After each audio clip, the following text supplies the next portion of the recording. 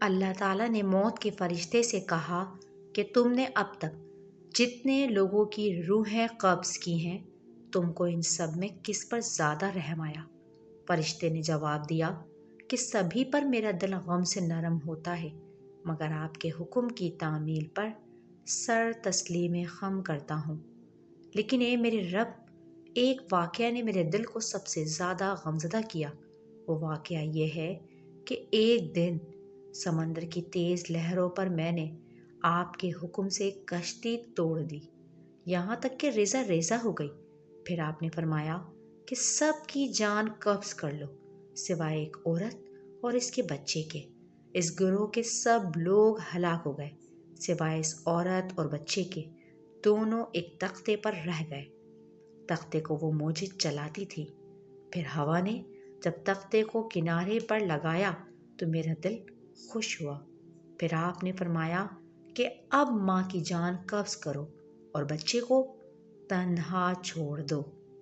آپ کے حکم سے جب میں نے ماں کی جان قبض کی اور بچے کو تنہا چھوڑا اور بچہ ماں سے جدا ہو گیا، اے میرے رب، اس وقت میں نے اپنے دل میں عظیم صدمہ برداشت کیا، اور اس بچے کی یاد اور اس کی بے کسی اب تک میرے تصور خیال سے نہیں گئی۔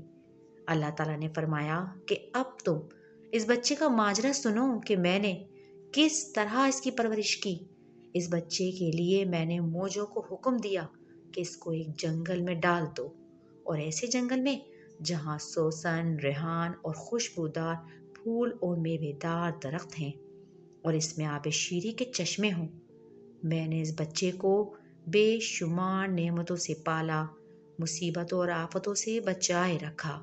سورج کو حکم دیا اس پر شعاعیں تیز نہ کر، ہوا کو حکم دیا کہ اس پر آہستہ چل، بادل کو حکم دیا اس پر بارش مت برسا، بجلی کو حکم دیا کہ اس پر تیزی سے مت گرج، خزاں کو حکم دیا کہ اس چمن سے بہار ختم نہ کر۔ ایک چیتے نے نیا بچہ جنا تھا، میں نے اس کو حکم دیا کہ اس بچے کو دودھ پلائے، یہاں تک کہ وہ بچہ موٹا شیر کی طرح جوان ہو گیا۔ جب دودھ چھڑانے کا وقت آیا تو میں نے جنات کو حکم دیا کہ اس کو بولنا اور حکومت کرنا سکھاؤ۔ اس کی میں نے اس طرح پرورش کی جو تمام مخلوقات کے لیے عجیب اور حیرت انگیز ہے۔ غرض میں نے اس بچے پر سینکڑوں عنایات اور سینکڑوں کرم نوازیاں کی تاکہ وہ میرا لطف و کرم اسباب کے بغیر دیکھ لے۔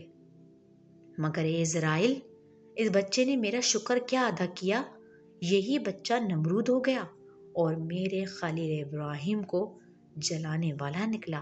اس کا ارادہ یہی تھا، مگر اللہ نے خلیل پر نمرود کی آگ کو گلزار بنا دیا۔ انسان فطرتاً ناشکرا ہے۔ وہ اپنے حاصل شدہ عنایتوں کو شمار کم اور اپنی محرومیوں کو زیادہ گنتا ہے۔ کثرت نعمت اکثر اسے سرکش بنا دیتی ہے۔ مال و دولت، عہدہ، شان و شوکت اپنا کمال سمجھ بیٹھتا ہے اور اکڑنے لگتا ہے۔ خدا کو بھول کر اس کی نافرمانی کرتا ہے تو اللہ بھی پھر ایسے لوگوں کی رسی کھینچتا ہے، ان کی سرکشی پر انہیں دنیا میں ہی عبرت بنا دیتا ہے۔ یہ واقعہ ہمیں سبق دیتا ہے کہ اس کی عطائیں اس کی مہربانی ہے۔ ہمیں خدا کا خوب شکر ادا کرنا ہے، اور اس کا اصل شکر اس کی اطاعت، اس کی فرما برداری ہے۔ تحریر فرزانہ خورشید۔